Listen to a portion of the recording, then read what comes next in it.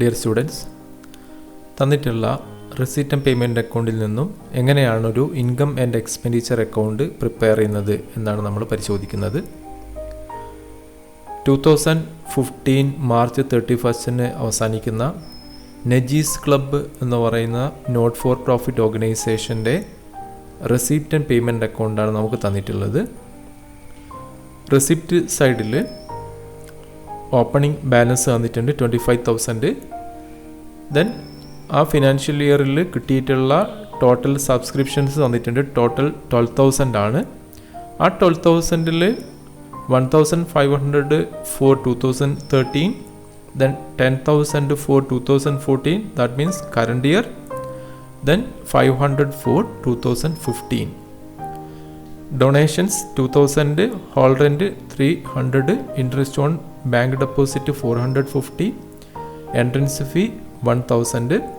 Then payments purchase of furniture 1st July 2014 5,000, salaries 2,000, telephone expense 300, electricity charge 600, postage and stationery 150, purchase of books 2,500, entertainment expense 900, purchase of 5% government papers, that means securities 1st July 2014 8,000, miscellaneous expense 600, then closing balance side cash 300 plus bank 20,400. ഇത്രയാണ് total receipt and payments. Then കുറേ additional informations തന്നിട്ടുണ്ട്. Current ഇയറിൽ salaries outstanding ₹1,500, entertainment expense outstanding 500, bank interest receivable 150, subscriptions accrued 400, 50% of entrance fee is to be capitalized, then furniture is to be depreciated at 10% per annum. ഇത്രയും കാര്യങ്ങളാണ് നമുക്ക് തന്നിട്ടുള്ളത്. നിങ്ങൾ ആദ്യം ചെയ്യേണ്ടത് ഈ ഒരു ക്വസ്റ്റ്യൻ അതേപോലെ നിങ്ങളുടെ നോട്ട്ബുക്കിലേക്ക് പകർത്തി വെക്കുക. ദെൻ ഒരു ഇൻകം ആൻഡ് എക്സ്പെൻഡിച്ചർ അക്കൗണ്ടിൻ്റെ ഫോർമാറ്റ് വരയ്ക്കുക. എങ്ങനെയാണ് ഒരു income and expenditure account prepare ചെയ്യുന്നത് നമുക്ക് നോക്കാം. ഇൻകം ആൻഡ് എക്സ്പെൻഡിച്ചർ അക്കൗണ്ട് നമ്മൾ പ്രിപ്പയർ ചെയ്യേണ്ടത് ഫോർ ദ ഇയർ 2000 മാർച്ച് 31 2015 ആണ്. ഞാനിവിടെ ഡേറ്റ് ചേഞ്ച് ചെയ്തു. 31 മാർച്ച് 2015. ഇനി നമുക്ക് ക്വസ്റ്റ്യനിൽ ഓരോ കാര്യങ്ങൾ നോക്കാം. നമുക്കറിയാം റെസിപ്റ്റ് ആൻഡ് പേയ്മെൻറ്റ് അക്കൗണ്ടിന് ഡെബിറ്റ് സൈഡിലുള്ള ഐറ്റം വരാൻ സാധ്യതയുള്ളത് ഇൻകം ആൻഡ് എക്സ്പെൻഡിച്ചർ അക്കൗണ്ടിൻ്റെ ക്രെഡിറ്റ് സൈഡിലാണ്, അതായത് ഇൻകം സൈഡിലാണ്.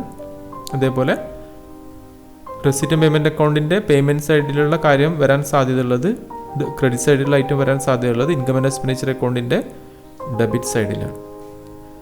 ഇവിടെ റെസിപ്റ്റ് ആൻഡ് പേയ്മെൻറ്റ് അക്കൗണ്ടിലുള്ള കാര്യവും നോക്കണം. അതിൻ്റെ കൂടെ എന്തൊക്കെ അഡ്ജസ്റ്റ്മെൻറ്റുകളാണ് തന്നിട്ടുള്ളത് ആ കാര്യങ്ങളും കൂടെ പരിഗണിച്ച് വേണം നമ്മളിവിടെ ഇൻകം ആൻഡ് എക്സ്പെൻഡിച്ചർ അക്കൗണ്ടിൽ പോസ്റ്റ് ചെയ്യാൻ. റെസിപ്റ്റ് ആൻഡ് പേയ്മെൻറ്റ് അക്കൗണ്ടിൽ ഒന്നാമത്തെ ഐറ്റം നമുക്ക് നോക്കാം. റെസിപ്റ്റ് സൈഡിലുള്ളത് ബാലൻസ് ബാങ്കാണ്. Balance carry down balance broad down at bank 25,000. Opening balance 25,000 ആണ്. നമുക്കറിയാം അതൊരിക്കലും ഇൻകം അല്ല, എക്സ്പെൻഡിച്ചറും അല്ല. അതുകൊണ്ട് തന്നെ നമ്മളതിവിടെ ഇൻകം ആൻഡ് എക്സ്പെൻഡിച്ചർ അക്കൗണ്ട് നമ്മൾ കാണിക്കുന്നില്ല. ദെൻ രണ്ടാമത്തെ ഐറ്റം എന്ന് പറയുന്നത് സബ്സ്ക്രിപ്ഷനാണ്. 2015 മാർച്ച് 31 അവസാനിക്കുന്ന ഫിനാൻഷ്യൽ ഇയറിൽ നമുക്ക് 12,000 സബ്സ്ക്രിപ്ഷൻ കിട്ടിയിട്ടുണ്ട്.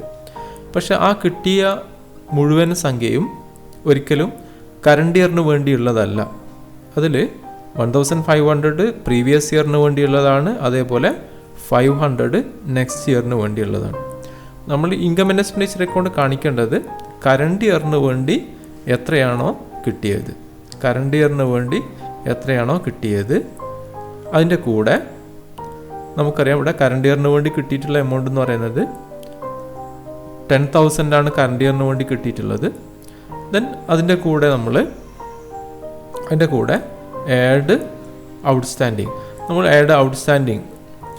ഔട്ട്സ്റ്റാൻഡിങ് എമൗണ്ട് ഉണ്ടോ നോക്കണം നമ്മൾ. അഡ്ജസ്റ്റ്മെൻറ്റിൽ നമുക്ക് നോക്കാം. അഡ്ജസ്റ്റ്മെൻറ്റിൽ സബ്സ്ക്രിപ്ഷൻ അക്രൂഡ് ₹400 ഉണ്ട്. അപ്പം 400 രൂപ സബ്സ്ക്രിപ്ഷനായിട്ട് നമുക്ക് കിട്ടാനുണ്ട് എന്നുള്ളതാണ്. അതായത് അഡീഷണലായിട്ട് നമുക്ക് കിട്ടാൻ ബാക്കിയുണ്ട്. അപ്പോൾ ഇപ്പോൾ ആഡ് ഔട്ട്സ്റ്റാൻഡിങ്, അപ്പോൾ ഈ ഫിനാൻഷ്യൽ ഇയറിന് വേണ്ടി കിട്ടിയത് 10,000, ദെൻ കിട്ടാൻ ബാക്കിയുള്ളത് 400. ഇപ്പോൾ ടോട്ടൽ നമുക്കറിയാം ചെയ്ത് കഴിഞ്ഞാൽ 10,000 പ്ലസ് 400 10,400. ഇനി രണ്ടാമത്തെ ഐറ്റം നമുക്ക് നോക്കാം, ഡൊണേഷനാണ്. ഡൊണേഷൻ എന്ന് പറയുന്നത് ഒരു സ്പെസിഫിക് പർപ്പസിന് വേണ്ടി പറഞ്ഞിട്ടുള്ള ഡൊണേഷൻ അല്ല. അപ്പോൾ നമ്മളോട് ഇവിടെ ഡൊണേഷൻ എന്ന് മാത്രമേ പറയുന്നുള്ളൂ. അപ്പോൾ അത് നമുക്കത് ജനറൽ ഡൊണേഷനായിട്ട് നമുക്ക് ട്രീറ്റ് ചെയ്യാം. ഡൊണേഷൻ എമൗണ്ട് നമുക്ക് തന്നിട്ടുള്ളത് 2,000 ആണ്. 2,000. ഇനി അടുത്ത ഐറ്റം ഹാൾ റെൻ്റാണ്. ആ ക്ലബിൻ്റെ കീഴിലുള്ള ഹാള് റെൻ്റ് കൊടുത്തിട്ട് അതിന് കിട്ടിയിട്ടുള്ള ഇൻകമാണ് ഹാൾ റെൻ്റ്. എമൗണ്ട്, ഹാൾ റെൻറ്റിൻ്റെ എമൗണ്ട് എന്ന് പറയുന്നത് 300 ആണ്. Okay.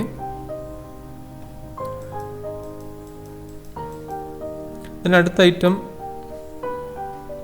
Interest on bank deposit ആണ്. അപ്പോൾ ഓരോ ഐറ്റവും നോക്കുന്ന സമയത്ത് അതുമായി ബന്ധപ്പെട്ടിട്ടുള്ള അഡ്ജസ്റ്റ്മെൻറ്റുകൾ എന്തെങ്കിലും ഉണ്ടോ എന്ന് നമ്മൾ പരിശോധിച്ചുകൊണ്ടേയിരിക്കണം. നമുക്കാദ്യം ക്വസ്റ്റ്യൻ വായിക്കുന്ന സമയത്ത് തന്നെ ആ ക്വസ്റ്റ്യനിൽ അഡ്ജസ്റ്റ്മെൻറ്റ് വരുന്നത് നമുക്കൊരു മാർക്ക് ചെയ്ത് വെക്കാം. അപ്പോൾ വീണ്ടും നമ്മൾ ഇതിലേക്ക് എടുത്ത് എഴുതുന്ന സമയത്ത് ഒന്നും മിസ്സായി പോവില്ല. അപ്പോൾ നിർബന്ധമായും ആ ഒരു മാർക്കിംഗ് ചെയ്യുക. ക്വസ്റ്റ്യനിൽ എന്തൊക്കെയാണ് അഡ്ജസ്റ്റ്മെൻറ്റുകൾ വരുന്നത് അതിന് നേരെ ഒരു ചെറിയൊരു പെണ്ണുകൊണ്ടൊരു ടിക്ക് മാർക്കോ എന്തെങ്കിലും ഒരു മാർക്ക് ചെയ്ത് വെക്കുക. അങ്ങനെയാകുമ്പോൾ നമുക്കത് മിസ്സായി പോവില്ല. അപ്പോൾ ഇവിടെ ഹാൾ റെൻറ്റുമായി ബന്ധപ്പെട്ട് അഡ്ജസ്റ്റ്മെൻറ്റുകളൊന്നുമില്ല. ഇനി അടുത്ത ഐറ്റം എന്ന് പറയുന്നത് ഇൻട്രസ്റ്റ് ഓൺ ബാങ്ക് ഡെപ്പോസിറ്റ് ആണ്. ഇൻട്രസ്റ്റ് ഓൺ ബാങ്ക് ഡെപ്പോസിറ്റ്, അതായത് ബാങ്ക് ഡെപ്പോസിറ്റ് ചെയ്ത എമൗണ്ടിൻ്റെ മുകളിൽ നമുക്ക് ഇൻട്രസ്റ്റ് കിട്ടിയിട്ടുണ്ട്. ഇൻട്രസ്റ്റ് എന്ന് പറയുന്നത് നമുക്ക് കിട്ടിയിട്ടുള്ള എമൗണ്ട് 450 ആണ്. നമുക്ക് കിട്ടിയിട്ടുള്ള ആ കറണ്ട് ഇയറിൽ കിട്ടിയിട്ടുള്ള എമൗണ്ട് 450 ആണ്. ദെൻ അതുമായി ബന്ധപ്പെട്ട് അഡ്ജസ്റ്റ്മെൻറ്റ് പറയുന്നത് ബാങ്ക് ഇൻട്രസ്റ്റ് റിസീവബിൾ ₹150. 150 രൂപ നമുക്ക് ഇൻട്രസ്റ്റ് റിസീവബിൾ ആണ്. ബാങ്ക് ഇൻട്രസ്റ്റ് റിസീവബിൾ ആണ്. അപ്പോൾ ആ ഒരു ഇൻട്രസ്റ്റ് റിസീവബിൾ നമ്മൾ എന്ത് ചെയ്യണം, ഇതിൻ്റെ കൂടെ അക്രൂഡ് ഇൻട്രസ്റ്റ് എന്ന നിലയിൽ ആഡ് ചെയ്യണം. Add accrued interest 150. അപ്പോൾ നേരത്തെ കിട്ടിയിട്ടുള്ളത് 450 ആണ്. അതിൻ്റെ കൂടെ നമുക്ക് ഈ വർഷം കിട്ടാൻ ബാക്കിയുള്ളത് 150, രണ്ടും കൂടെ ആഡ് ചെയ്ത് കഴിഞ്ഞാൽ 600 നമുക്ക് കിട്ടും. ഓക്കെ. ഇനി അടുത്തായിട്ടുള്ളത് എൻട്രൻസ് ഫീ ആണ്. എൻട്രൻസ് ഫീയെ സംബന്ധിച്ച് ഒരു അഡ്ജസ്റ്റ്മെൻറ്റ് പറയുന്നുണ്ട്. ഓരോ ഐറ്റം എടുക്കുന്ന സമയത്തും അതുമായി ബന്ധപ്പെട്ട് എന്ത് അഡ്ജസ്റ്റ്മെൻറ്റാണ് പറയുന്നത് നമ്മളിങ്ങനെ ചെക്ക് ചെയ്തുകൊണ്ടേയിരിക്കണം. അപ്പോൾ എൻട്രൻസ് ഫീ നമുക്ക് കിട്ടിയിട്ടുള്ളത് ടോട്ടൽ 1000 ആണ്. അപ്പോൾ അതിൽ അഡ്ജസ്റ്റ്മെൻറ്റ് പറയുന്നത് എന്താണെന്ന് വെച്ച് കഴിഞ്ഞാൽ 50% of entrance fee 50% of entrance fee is to be capitalised. Entrance ഫീയുടെ 50% ക്യാപിറ്റലൈസ്ഡ് ആണ്. അതായത് അത് നമ്മൾ കാണിക്കേണ്ടത് ഇൻകം ആൻഡ് എക്സ്പെൻഡിച്ചർ അക്കൗണ്ടിലല്ല, അത് ആ 50% ബാലൻസ് ഷീറ്റിലാണ് കാണിക്കേണ്ടത്. അപ്പം ബാക്കിയുള്ള 50% നമുക്കറിയാം അത് ഇൻകമാണ്. അപ്പോൾ 50% ഓഫ് എൻട്രൻസ് ഫീ നമ്മളിവിടെ ഇൻകം ആൻഡ് എക്സ്പെൻഡിച്ചർ അക്കൗണ്ടിൽ നമ്മൾ കാണിക്കുകയാണ്. 50% എൻട്രൻസ് ഫീയുടെ 50% ഇവിടെ നമ്മൾ ഇൻകമായിട്ട് ട്രീറ്റ് ചെയ്യാണ്. ദെൻ ഇനി ഇൻകമിൻ്റെ സൈഡിൽ വരേണ്ട ഒരു ഐറ്റം കൂടെ ഉണ്ട്, നമുക്കത് പിന്നീട് എഴുതാം. ഇനി നമുക്ക് പേയ്മെൻറ്റ് സൈഡിലുള്ള കാര്യങ്ങൾ എന്തൊക്കെയാണ് നോക്കാം. പേയ്മെൻറ്റ് സൈഡിൽ ഒന്നാമത്തെ ഐറ്റം പർച്ചേസ് ഓഫ് ഫർണിച്ചറാണ്. Purchase of furniture. അപ്പോൾ നമുക്കറിയാം ഫർണിച്ചർ ഒരിക്കലും തന്നെ ഒരു റവന്യൂ എക്സ്പെൻഡിച്ചർ അല്ല, അത് ക്യാപിറ്റൽ എക്സ്പെൻഡിച്ചറാണ്. റവന്യൂ എക്സ്പെൻഡിച്ചർ മാത്രമേ നമ്മൾ ഇൻകം ആൻഡ് എക്സ്പെൻഡിച്ചർ അക്കൗണ്ടിൽ കാണിക്കുന്നുള്ളൂ. പക്ഷെ അവിടെ വേറൊരു കാര്യം പറയുന്നുണ്ട്, പ്രത്യേകം പറയുന്നുണ്ട്. 1 ജൂലൈ 14 നമ്മൾ എന്ത് ചെയ്യുന്നത്, ഈ ഒരു ഫർണിച്ചർ വാങ്ങുന്നത്. അപ്പം അങ്ങനെ ഡേറ്റ് തന്നു കഴിഞ്ഞാൽ അതിന് ഒരു ഹിഡൻ മീനിങ് ഉണ്ടാവും. അതിനർത്ഥം അവിടെ അത് വെച്ചുകൊണ്ട് നമ്മൾ എന്തെങ്കിലും ഒന്ന് കാൽക്കുലേറ്റ് ചെയ്യാനുണ്ടാവും. അതുകൊണ്ടാണ് നമുക്കവിടെ ഡേറ്റ് തരുന്നത്. അത് പ്രത്യേകം ശ്രദ്ധിക്കാം. ഇനി അടുത്ത ഐറ്റം പറയുന്നത് സാലറിയാണ്. സാലറീസ് നമ്മൾ കറണ്ട് ഇയറിൽ പേ ചെയ്തിട്ടുള്ളത് 2000 ആണ്. 2000 ആണ് പേ ചെയ്തിട്ടുള്ളത്. ദെൻ ആ വർഷം സാലറി ഔട്ട്സ്റ്റാൻഡിങ് ഉണ്ട് 1500 ഔട്ട്സ്റ്റാൻഡിങ് ഉണ്ട്. അപ്പം ടോട്ടൽ കറണ്ട് ഇയറിൽ നമുക്ക് റെസീറ്റ് ആൻഡ് പേയ്മെൻറ്റ് അക്കൗണ്ടിൽ തന്നിട്ടുള്ളത് 2000 പേ ചെയ്തു എന്നാണ്. പക്ഷേ ആ കറണ്ട് ഇയറിൽ 2000 മാത്രമല്ലായിരുന്നു സാലറി ഉണ്ടായിരുന്നത്, 1500 കൊടുക്കാൻ ബാക്കി കൂടെ ഉണ്ടായിരുന്നു. അപ്പോൾ ടോട്ടൽ കറണ്ട് ഇയറിലെ സാലറി എന്ന് പറയുന്നത് 3500 ആണ്. ദെൻ അടുത്ത ഐറ്റം ടെലിഫോൺ എക്സ്പെൻസ് ആണ്.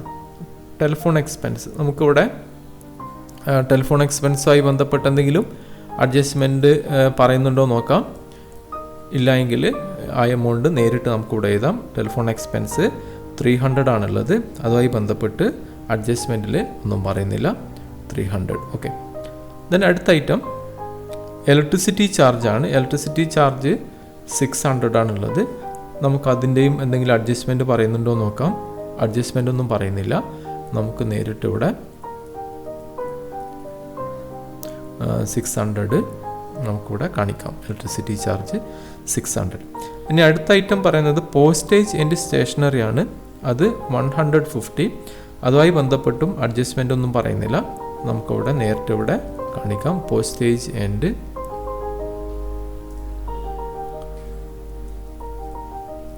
Stationery amount 150. ദെൻ അടുത്ത ഐറ്റം പർച്ചേസ് ഓഫ് ബുക്സ് ആണ്. പർച്ചേസ് ഓഫ് ബുക്സ് നമുക്കറിയാം അതൊരു ക്യാപിറ്റൽ എക്സ്പെൻഡിച്ചർ ആണ്.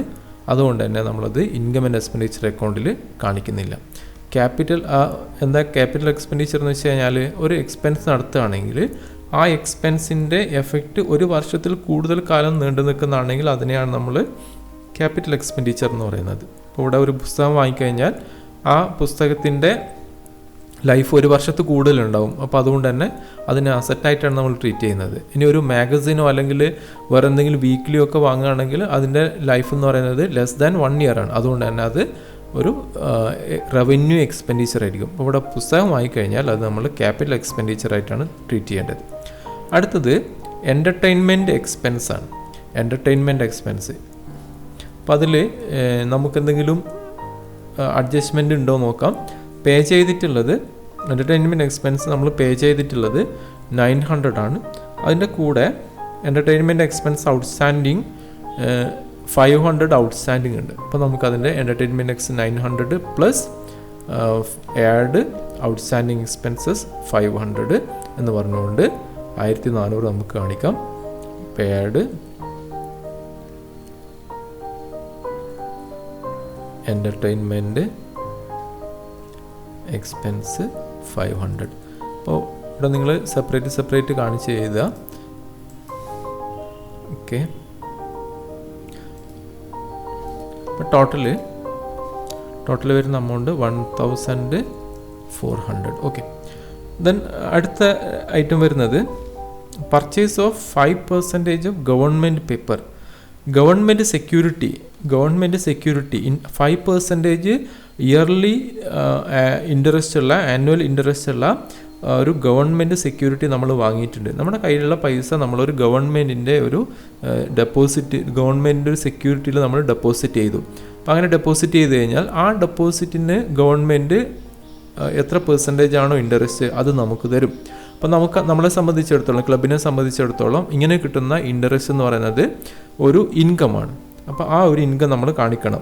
പക്ഷേ ഇത് പർച്ചേസ് ചെയ്യുന്ന സമയത്ത് അതൊരു അസറ്റ് വാങ്ങുന്നതാണ്. അതുകൊണ്ട് തന്നെ ആ എമൗണ്ട് നമ്മളത് കാണിക്കേണ്ട ആവശ്യമില്ല, ക്യാപിറ്റൽ പേയ്മെൻ്റ് ആണ്. പക്ഷേ അതിൽ നിന്ന് കിട്ടുന്ന വരുമാനം എന്ന് പറയുന്നത്, ഇൻട്രസ്റ്റ് എന്ന് പറയുന്നത് റവന്യൂ ഇൻകം ആണ്. അപ്പോൾ നമ്മൾ എന്ത് ചെയ്യണം, അത് കാണിക്കണം. അപ്പോൾ അത് നമ്മൾ കാണിക്കേണ്ടത്, നമ്മൾ ഗവൺമെൻറ് സെക്യൂരിറ്റി വാങ്ങുന്നത് ഫസ്റ്റ് ജൂലൈ 14 അപ്പം ജൂലൈ 14 നമ്മുടെ ഫിനാൻഷ്യൽ ഇയർ അവസാനിക്കുന്നത് 31 മാർച്ച് 2015 അപ്പോൾ നമുക്കിവിടെ ഇൻട്രസ്റ്റ് ഓൺ ഗവൺമെൻറ് സെക്യൂരിറ്റി ഇൻകമാണ്. ഇൻകം സൈഡ് നമുക്കത് കാണിക്കാം. Interest on interest on government security. ഇപ്പോൾ ടോട്ടൽ വാങ്ങിയിട്ടുള്ള എമൗണ്ട് എന്ന് പറയുന്നത് ടോട്ടൽ ഗവൺമെൻറ് സെക്യൂരിറ്റി നമ്മൾ നിക്ഷേപിച്ചിട്ടുള്ളത് 1 ജൂലൈ 2014 അപ്പോൾ എമൗണ്ട് എന്ന് പറയുന്നത് 8,000 നമുക്ക് 8,000 നമ്മൾ എന്ത് ചെയ്തിട്ടുണ്ട്, നിക്ഷേപിച്ചിട്ടുണ്ട്. 8,000 നമ്മൾ നിക്ഷേപിച്ചിട്ടുണ്ട്. അപ്പോൾ 8,000-ന് 5% നിരക്കിൽ നമുക്ക് ഇൻട്രസ്റ്റ് കിട്ടേണ്ടതുണ്ട്. അപ്പോൾ അത് നിക്ഷേപിച്ച ഡേറ്റ് എന്ന് പറയുന്നത് 1 ജൂലൈ ആണ്. അപ്പോൾ 1 ജൂലൈ മുതൽ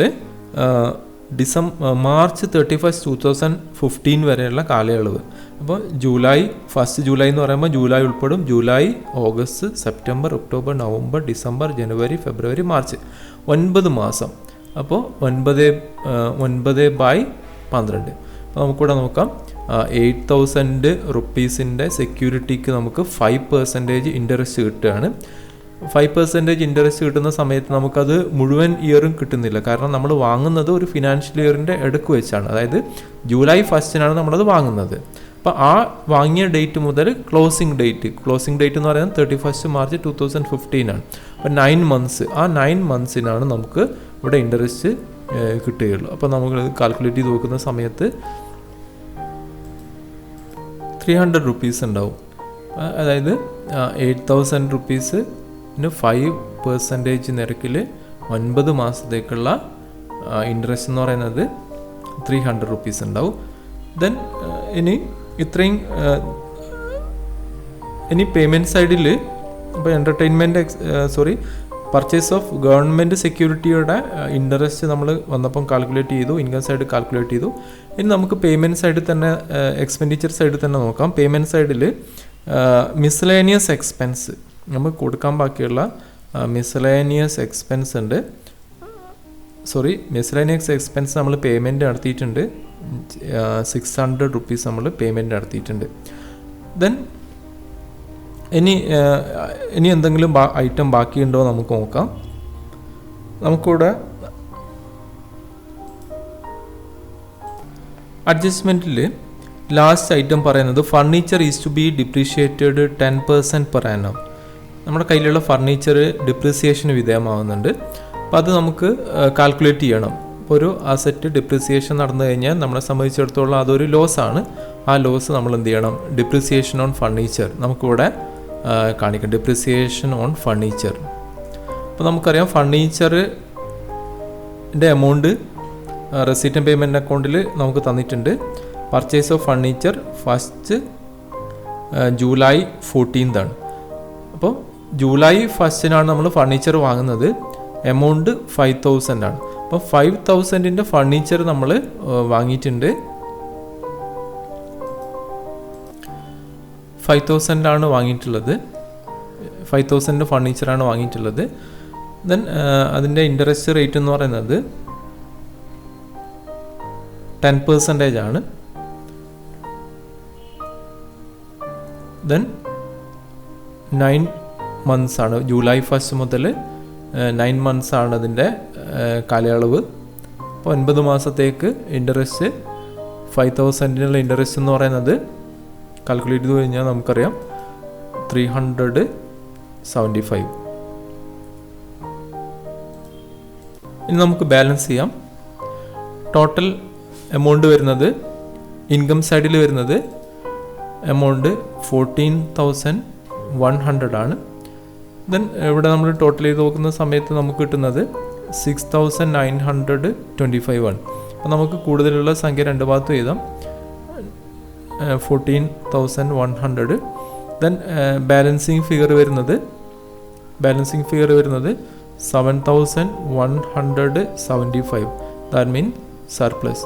അപ്പോൾ ഇവിടെ നമ്മുടെ കയ്യിൽ നമുക്ക് ആ കറണ്ട് ഇയറിൽ കിട്ടിയിട്ടുള്ള ഇൻകം എന്ന് പറയുന്നത് 14,100 ഉണ്ട്.